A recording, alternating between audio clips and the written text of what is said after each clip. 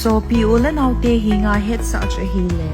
tu chung buina zia in a low ki hal tha pi hon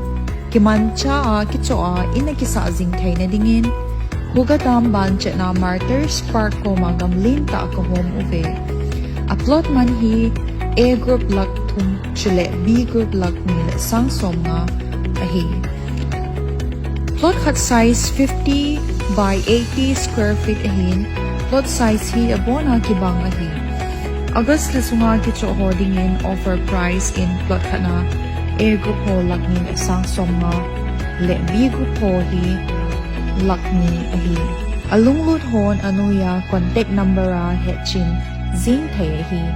9612-928199 Chile 9612-340-868 na hezing hehi.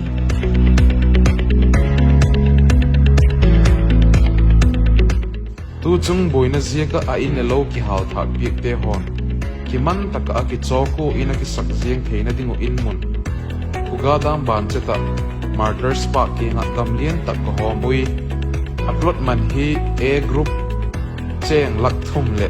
B group cheng lak ni le sang som nga a hi plot khat size 50 feet by 80 feet a hin plot size alenga ki bang a hi